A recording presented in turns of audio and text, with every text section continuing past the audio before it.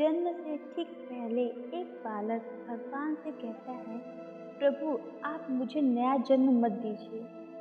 मुझे पता है पृथ्वी पर बहुत बुरे लोग रहते हैं, मैं वहाँ नहीं जाना चाहता। और ऐसा कहकर वह उदास होकर बैठ जाता है। भगवान स्नेहपूर्वक उसके सर पर हाथ फेरते हैं और सृष्टि के नियमानुसार उसे जन्म लेने की महत्ता को समझाते हैं। बालक कुछ देर हठ करता है, पर भगवान के बहुत मनाने पर वह नया जन्म लेने के लिए तैयार हो जाता है।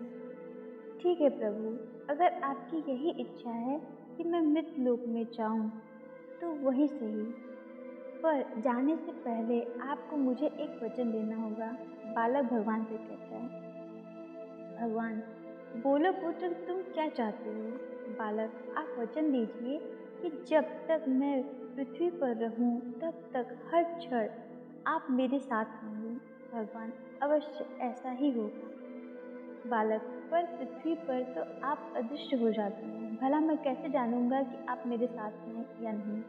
भगवान, जब भी तुम आंखें बंद करोगे तो तुम्हें दो जोड़ी पैरों के चिन्ह दिखाई देंगे। उन्हें देखकर समझ जाना कि मैं तुम्हारे साथ हूँ।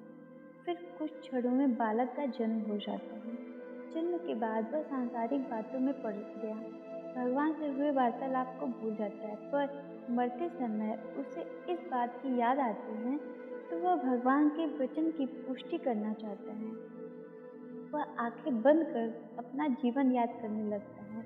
वह देखता है कि उसे जन्म के समय से ही दो जोड़ी पैरों के निशान दिख रहे हैं, परंतु जिस समय वह अपने सबसे बुरे वक्त से गुजर रहा था, उस समय केवल एक जोड़ी पैरों के निशान दिखाई दे रहे थे। यह देखकर वह बहुत दुखी हो जाता और भगवान से अपना वचन तो नहीं निभाए और उसे तब अकेला छोड़ दिया जब उसकी सबसे अधिक जरूरत थी।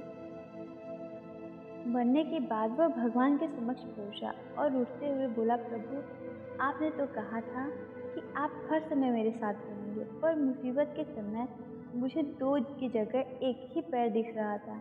बताइए आपने उस समय मेरा साथ क्यों छोड़ दिया? भगवान मुस्कुराए और बोले, पुत्र जब तुम घोर विपत्ति से गुजर रहे थे तब मेरा हृदय द्रवित हो उठा और मैंने तुम्हें अपनी गोद में उठा लिया। इसलिए उस समय तुम्हें सिर्फ मेरे पैरों के चिन्ह दिखाई पड़ रहे हैं। दोस्तों, बहुत बार हमारे जीवन में बुरा वक्त आता है।